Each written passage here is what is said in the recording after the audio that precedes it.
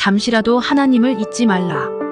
독수리는 아무나 함부로 접근하지 못할 높은 절벽이나 벼랑 위에 둥지를 치고 자기의 털이나 다른 부드러운 물질로 폭신한 침대를 마련합니다. 그 다음에 거기에다 알을 까서 새끼를 기릅니다. 그러던 어느 날 갑자기 어미 독수리가 날개를 펄럭이며 보금자리에 있는 새끼들을 못살게 굴기 시작합니다. 새끼들은 어미가 왜 그러는지 모르지만 어떻게 해서라도 보금자리에서 빠져나오지 않으려고 기를 쓰며 소리를 지릅니다. 그러나 어미 독수리는 계속하여 날개를 펄럭이기도 하고 입으로 새끼들을 둥지 가장자리로 마구 밀어내기도 합니다.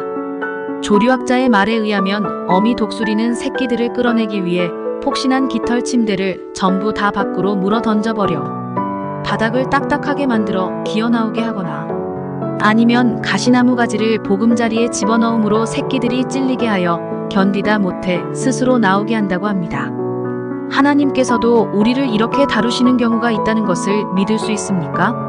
하나님이 창세전부터 자기 자녀로 선택해 놓은 사람에게는 하나님이 둥지를 어지럽히는 일이 자주 일어납니다. 세상의 잔에 취해 깊이 잠들어 있는 사람을 끌어내어 생명의 길로 인도하기 위한 하나님의 손길입니다. 지금까지의 생각과 생활 방식을 떨쳐버리고 하나님 앞으로 더 가까이 나오라는 것입니다.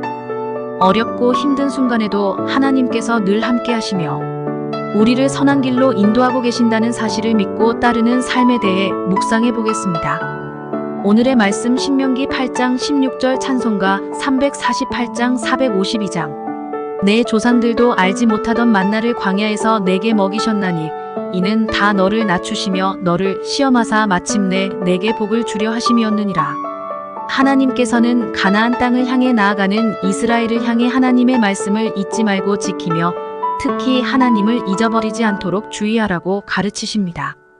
이스라엘은 온전히 하나님의 은혜로 이루어진 민족이기 때문에 하나님을 잊으면 이스라엘이라는 민족은 아무런 의미가 없는 것입니다.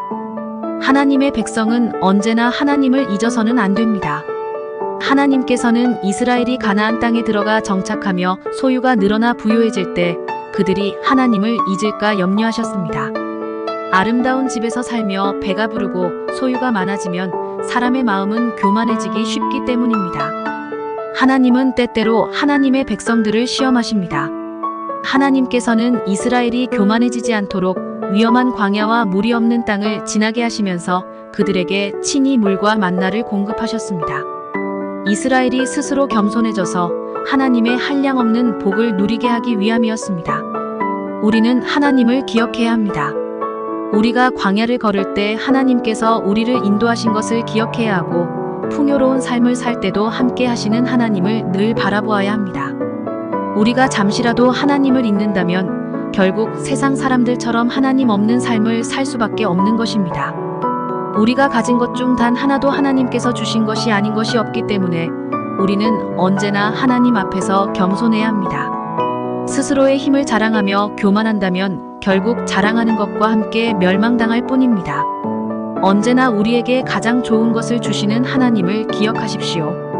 오늘의 기도. 주님, 어떤 순간에도 하나님을 잊지 않게 하옵소서. 그리고 모든 것이 하나님께로부터 왔다는 것을 기억하며 감사하는 삶을 살게 하옵소서. 예수님의 이름으로 기도합니다. 아멘.